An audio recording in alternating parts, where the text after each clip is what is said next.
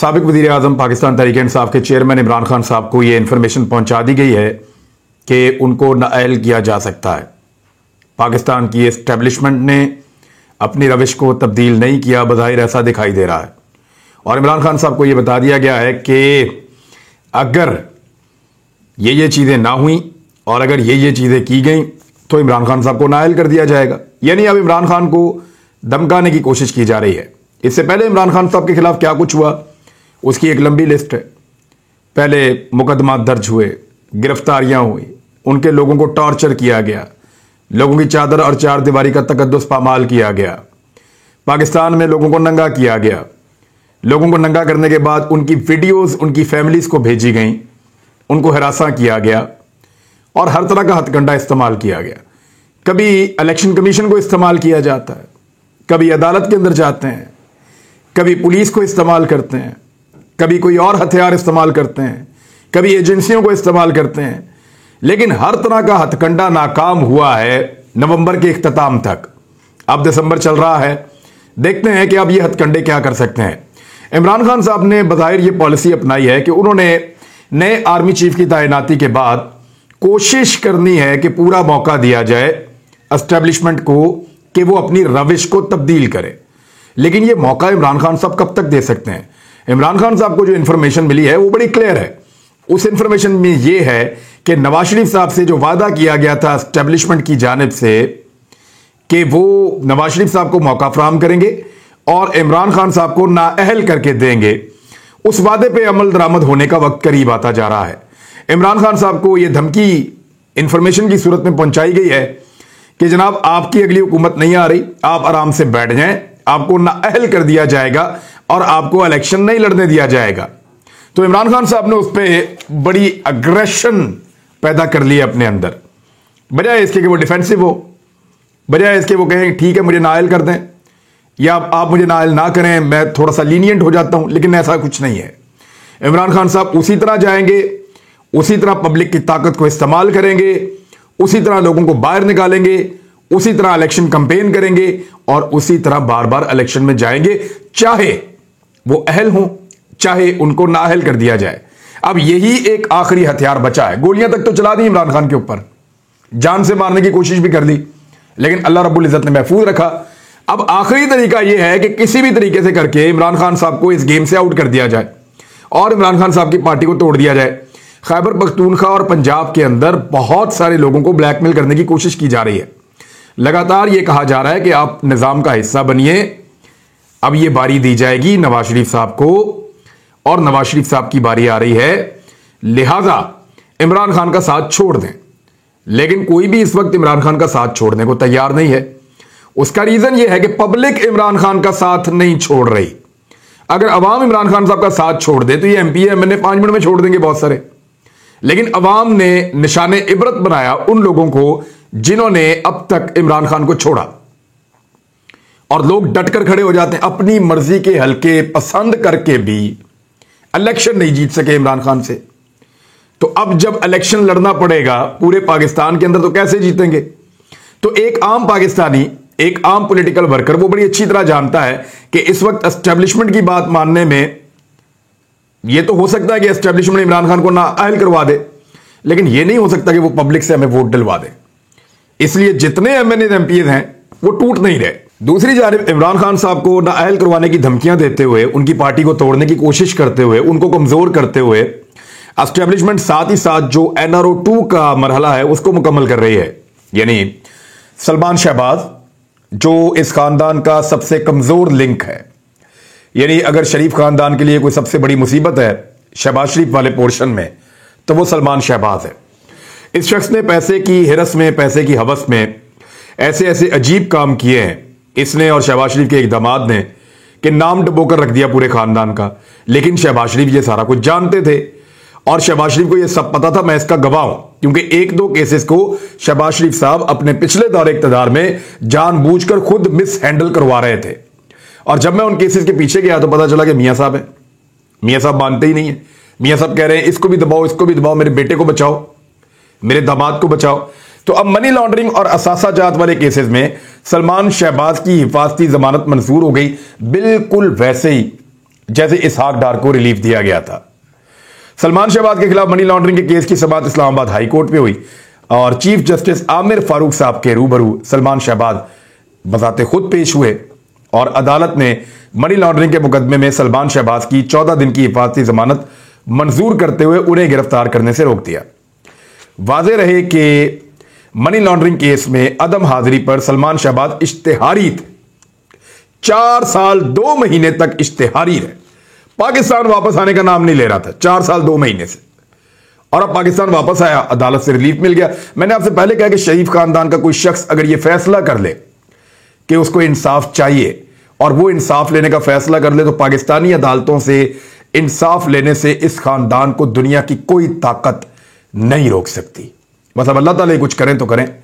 Chief justice Islamabad high court ने पूछा कि आपको किस अदालत में पेश होना है। अमजद परवेज जो वकील हैं सलमान शहबाज के, उन्होंने बताया स्पेशल जज सेंट्रल लाहौर की अदालत में पेश होना है। मुख्तसर समाअत के बाद अदालत आलिया ने सलमान शहबाज की 14 दिन की हिफाजती जमानत मंजूर कर ली। यहां लाहौर हाई कोर्ट से भी हो जाएगी, मसला ही कोई नहीं है। आमदन से जायद जो असासा जात हैं उनके अंदर भी सेम अदालत के अंदर 14 रोज की हिफाजती जमानत मंजूर कर ली गई। तो दोनों तरफ से शहबाज शरीफ साहब की और उनके बच्चों की जो है मौजें।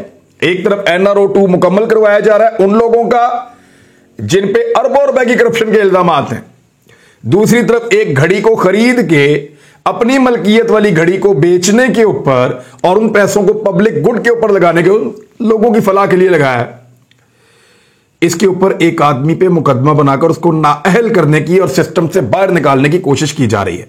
सिस्टम बदबूदार है साहब, सिस्टम गंदा है, सिस्टम गलीज है, और यह सिस्टम एक ऐसे आदमी को जो इस सिस्टम को ठीक करना चाहता है बर्दाश्त नहीं कर रहा, बल्कि सिस्टम उल्टी कर रहा है, उसको बाहर निकाल रहा है कि यह आदमी हमें अपने सिस्टम में नहीं चाहिए क्योंकि यह हमारे मफादात के रास्ते में रुकावट डालेगा। और सिस्टम अपने चहीतों को वापस लेकर आ रहा है NRO 2 के मुताबिक। जो उम्मीदें वाबस्ता की जा रही थी कि शायद एस्टेब्लिशमेंट को बहुत बड़ी तब्दीली आएगी, बज़ाहिर वो दिखाई नहीं दे रही। चाहे हम अरशद शरीफ शहीद का केस देख लें, चाहे हम आजम सवाती की हालत देख लें, चाहे हम शहबाज गिल के ऊपर मुकदमात देख लें, चाहे हम मीडिया के ऊपर दबाव देख लें, ये तमाम चीजें वैसी की वैसी हैं। NRO 2 भी बिल्कुल उसी तरह चल रहा है और इमरान खान साहब को नाअहल करके उनकी सियासत को तबाह करने की कोशिशें भी अपनी जगह के ऊपर जारी हैं। और पैगाम तो मैंने आपको बताया कि इमरान खान साहब तक पहुंच गया है और यह इंफॉर्मेशन उनको दी गई है कि जनाब अब आपको नाअहल किया जाएगा, अदरवाइज आपसे कोई डिमांड्स हैं वो अगर पूरी करते रहे तो ठीक है। इमरान खान साहब ने कहा कि मुझे नाअहल करते हैं कर दें, कोई फर्क नहीं पड़ेगा, मैं उसी तरह इन लोगों की लड़ाई लड़ूंगा और ये लोग अपना हक छीनेंगे। लेट्स सी होता क्या है। सलमान शहबाज मीडिया से गुफ्तगू करते हुए क्या कह रहा है, वो कह रहा है जी मैं तो बहुत मजलूम आदमी हूं, ये खेल तमाशा इमरान खान ने लगाया था, वो सारी दुनिया ने देखा है और ये काला धब्बा लगाया गया है तसाब के नाम के ऊपर जस्टिस जावेद इकबाल ने। और फिर उन्होंने कहा जी इमरान खान साहब जो है वो शहजाद अकबर पाकिस्तान से भागे हुए हैं। ये भी कहा, कह कौन रहा है जो 4 साल 2 महीने बाद भागा हुआ अपने बाप की हुकूमत में वापस नहीं आ रहा पिछले 8 महीने से, अब पाकिस्तान आने की जरूरत की है। वो कह रहा है कि भागा हुआ है फला बंदा, वो थोड़े दिन पहले भी पाकिस्तान में था शहजाद अकबर, थोड़े दिन बाद दोबारा फिर पाकिस्तान में होगा शहजाद अकबर। लेकिन कह कौन रहा है जो 4 साल 2 महीने पाकिस्तान में घुसा ही नहीं, उसके बाप को जब जब बुलाया गया तफ्तीश के लिए उसने कहा जी मेरा वो वाला बेटा जो है ना सलमान शहबाज, वो फ्रडिया, उसको पता है सारा कुछ। भाई को बुलाया गया जब भी उसने कहा मुझे नहीं पता, मेरा वो वाला बेटा भाई जो है ना सलमान शहबाज, उसको पता है सारा कुछ। और जिस बंदे को बुला के इंक्वायरी की उन्होंने सलमान शहबाज का नाम लिया, आज वो वापस आया, प्रोटोकॉल चेक कर लें आप, मौजा ही मौजा, वजीर आजम के लेवल का प्रोटोकॉल मिल रहा है। और इससे पहले भी ये वजीर आजम के साथ गैर मुल्की दौरों पर हर तरफ जाता आता रहा है पूरे स्टेट प्रोटोकॉल्स के साथ। अच्छा, ये आदमी अब इल्जाम लगा रहा है इमरान खान पे घड़ियां चोरी करता रहा। अभी चोरी का मतलब यह है कि इमरान खान छुप छुप के गया तोशा खाना में, घड़ी उठाई, उठा के निकल गया, ये तो नहीं हुआ। इमरान खान ने वहां पर रसीदें मौजूद हैं, वहां पैसे दिए, घड़ी खरीदी, अपनी मलकियत हो गई, बाद में बेच दी। अब इसमें फर्क क्या पड़ता है? बहुत सारे लोग कह रहे हैं कि ये घड़ी इमरान खान की नहीं थी, ये तो स्टेट की घड़ी थी। भाई इससे पहले जितने स्टेट के तोहफे आपने बेचे हैं लोगों को, क्या वो सारे फिर आपको बेचने चाहिए थे? हर थोड़े अरसे के बाद वहां पे तोशा खाना में एक नुमाइश लगती है, एक बोली होती है और उसके अंदर जो है वो तोहफे बेच दिए जाते हैं। वो जो तोहफे बेच दिए जाते हैं, वो लोग उन तोहफों का क्या करते हैं, कभी पूछा है आपने? वो पूरी दुनिया में जहां जिसको मर्जी बेचें भाई। जब एक आदमी ने खरीद के एक चीज को अपनी मलकियत बना लिया, उसको रखे या बेचे, अब वो उसकी चीज है, कानून उसको इससे नहीं रोक सकता। ये बड़ी नीट एंड क्लीन चीज है। वुकला बता रहे हैं, कानून और आइन के माहिर बता रहे हैं, लेकिन हमारे कुछ दानिश्वर हैं, उनको समझ नहीं आ रही, क्योंकि उनको ना इस वक्त महंगाई नजर आ रही है, ना गुर्बत नजर आ रही है, ना बेरोजगारी नजर आ रही है, ना उनका एतवार बाजार का चक्कर लग रहा है, ना उनका पेट्रोल पंप का चक्कर लग रहा है। वो कहीं भी नहीं जा पा रहे। राणा सनाउल्लाह के खिलाफ भी आमदन से ज्यादा असासों की नैब की इंक्वायरी बंद हो गई है। मुबारक हो। मैंने आपसे कहा है ना कि ये NRO2 पूरी स्पीड में मुकम्मल हो रहा है। नैब की तरामीम के बाद ये सुप्रीम कोर्ट के रिमार्क्स हैं, और वो ये हैं कि पाकिस्तान करप्शन की रैंकिंग में पहले तो 80 पे आया ना, तो अब ये 100 नंबर से भी नीचे चला जाएगा। जो हालत कर दी है पाकिस्तान की इन लोगों ने। यानी दौरान समाज जस्टिस मंसूर अली शाह साहब ने कहा कि करप्शन की रैंकिंग में पाकिस्तान 80 नंबर पर है, जो नैब तरमीम से पहले था। जस्टिस एजाजुल एहसन ने इस पे रिमार्क्स दिए कि नैब तरमीम के बाद अब जो रैंकिंग जारी होगी, इसमें पाकिस्तान यकीनन 100 नंबर नीचे जा चुका होगा। सिस्टम तबाह हो रहा हो तो अदलिया मुदाखलत करती है। अदालत किस इख्तियार के तहत नैब तरामीम को मफादात के टकराव पर कलअदम करार दे सकती है? ये सवाल उठाए जा रहे हैं क्योंकि नैब के कानून को तब्दील करने के बाद लगभग 1100 अरब के केसेस जो है वो खत्म हो गए हैं। शरीफ खानदान के जो है वो अरबों रुपए माफ हो गए हैं। यानी नवाज शरीफ की भी मौजें, शहबाज शरीफ की भी मौजें, जरदारी की भी मौजें, और ये सारी मौजें सियासतदानों की हैं जिन्होंने ये कानून तब्दील किया है। दूसरी जानिब इमरान खान साहब ने दबाव में आने की बजाय जो दबाव उन पर डाला जा रहा है वो यही है कि आप असम्बलियां तहरील ना करें। पाकिस्तान की एस्टेब्लिशमेंट ये चाहती है कि इमरान खान साहब ये असम्बलियां तहरील ना करें, लेकिन एक बात समझ नहीं आ रही, ये एक्चुअली एस्टेब्लिशमेंट चाहती क्या है? वो पाकिस्तान डिफॉल्ट होने वाला है भाई। खुदा का नाम लें, आप सोचना बंद कर दें। सिविलियंस को सोचने दें, आम लोगों को सोचने दें, सियासतदानों को सोचने दें, उनको फैसला करने दें। पाकिस्तान डिफॉल्ट हो रहा है इन तजर्बात के नतीजों में जो आपने पाकिस्तान के साथ किए हैं। महंगाई पाकिस्तान में 3 गुना हो गई है, बिजली की कीमत 3 गुना हो गई है, गैस की कीमत दुगनी हो गई है, पेट्रोलियम मसनूआत की कीमतें दुगनी हो गई हैं। पूरी दुनिया के अंदर महंगाई कम हुई है, पाकिस्तान के अंदर महंगाई बढ़ती चली जा रही है। पाकिस्तानी बाहर से पैसा भेजना बंद कर चुके हैं। रोशन डिजिटल अकाउंट का हाल देख लें, फॉरेन रेमिटेंसेस का हाल देख लें। जो रेवेन्यू के टारगेट्स हैं वो पूरे नहीं हो रहे। इतनी महंगाई बढ़ाने के बावजूद पाकिस्तान की एक्सपोर्ट्स जो हैं वो बिल्कुल डाउन चली गई हैं। इंडस्ट्री बंद हो रही है।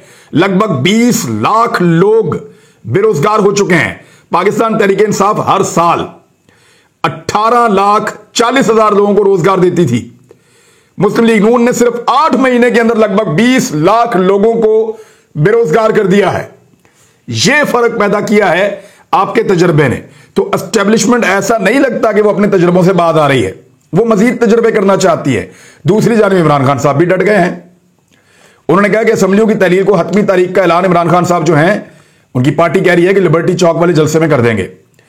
अब तहरीक इंसाफ के रहनुमा मियां असलम इकबाल ने कहा है कि साबिक वज़ीर आज़म इमरान खान आइंदा चंद रोज में लाहौर लिबर्टी चौक में जलसे के दौरान असम्बलियों की तहलील की तारीख का हतमी ऐलान कर देंगे, या हो सकता है वो तहलील ही कर दें उस दिन। अब ये इवेंट जो है ये हफ्ते वाले दिन आ रहा है, सैटरडे को, मेरी इंफॉर्मेशन के मुताबिक। हफ्ते वाले दिन इमरान खान साहब पीटीआई का लिबर्टी चौक में एक बहुत बड़ा जलसा होगा। इमरान खान साहब उस जलसे को जो है उस पर खिताब करेंगे और उसमें इमरान खान साहब असम्बलियों की तहलील का ऐलान कर सकते हैं। और हो सकता है कि ऑनलाइन ये जलसा पाकिस्तान के बहुत सारे इलाकों में देखा जाए। पूरे मुल्क के अंदर इस वक्त जो है वो बहुत सारी फैक्ट्रियां बंद हो रही हैं, बहुत सारी कंपनियां बंद हो रही हैं। जितने गैर मुल्की इन्वेस्टर्स थे, चाहे वो अद्वियात में काम कर रहे थे, चाहे वो स्टील में काम कर रहे थे, चाहे वो टाइल्स में काम कर रहे थे, सिरामिक्स में काम कर रहे थे, मुख्तलिफ केमिकल्स में काम कर रहे थे, जितने शोबों के अंदर पाकिस्तान में गैर मुल्की कंपनीज आकर काम कर रही थी, इवन एक सेलुलर कंपनी है बहुत बड़ी, वो भी ये इलेक्ट्रॉनिक्स में काम कर रहे थे, सॉफ्टवेयर में काम कर रहे थे, वो सारे पाकिस्तान की बदतरीन पॉलिसी के नतीजे में जो इस वक्त एक माली बहरान पैदा हो गया है इसहाक डार साहब की वजह से, वो पाकिस्तान को छोड़ छोड़कर जा रहे हैं। देखिए आप गौर कीजिए, जब ये करप्ट हुक्मरान पाकिस्तान को छोड़कर गए थे तो पूरी दुनिया से पैसा भी आया था, इन्वेस्टमेंट भी आई थी, इन्वेस्टर्स भी आए थे। ये जैसे ही वापस आ रहे हैं, पैसा भी वापस जा रहा है, इन्वेस्टर्स भी वापस जा रहे हैं, इन्वेस्टमेंट भी वापस जा रही है, सब वापस जा रहा है। गौर करें, या तो ये मुल्क तरक्की करेगा या ये खानदान इस मुल्क में रहेगा। यानी ये जो चंद खानदान है जिन्होंने इस मुल्क को लूटा हुआ है, स्पेशली शरीफ खानदान, अगर ये खानदान इस मुल्क में रहेगा तो फिर ना इस मुल्क में पैसा रहेगा, ना उस मुल्क में तरक्की रहेगी, ना इस मुल्क में बैरूनी इन्वेस्टमेंट आएगी, ना बैरूनी सरमायाकार यहां पे रहेंगे, ना मल्टीनेशनल कंपनियां इस मुल्क में काम करेंगी। फिर ये खानदान यहां पे रहेगा कब्जा करके। और अगर ये खानदान पाकिस्तान से भाग जाएगा या जेल में चला जाएगा, फिर वो सारी चीजें पाकिस्तान में आएंगी जो आपने देखे, करके देख लें आप। परवेज मुशर्रफ के दौर में जैसे ही मुल्क से बाहर गए, मुल्क में बरकत पड़ गई। पाकिस्तान में बेहतरीन कारोबार, शानदार, हर चीज बेहतरीन। 2008 में ही वापस आए, एकदम मुल्क आपका डाउन जाना शुरू हो गया। जैसे ही नवाज शरीफ फिर बाहर निकला, अपने खानदान को बाहर निकाला, मुल्क फिर उठना शुरू हो गया। आप गौर करें आदादोशुमार पे, जब जब ये खानदान पाकिस्तान में घुसता है, पाकिस्तान का बेड़ा गर्क करता है, और जब जब ये खानदान पाकिस्तान से निकलता है, ऑटोमेटिकली पाकिस्तान में पूरी दुनिया से जो है वो इन्वेस्टमेंट आना शुरू हो जाती है। गौर किया कभी आपने? जरा गौर कीजिएगा। अब तक के लिए इतने ही, अपना ख्याल रखिएगा, अपने चैनल का भी। अल्लाह हाफ़िज़।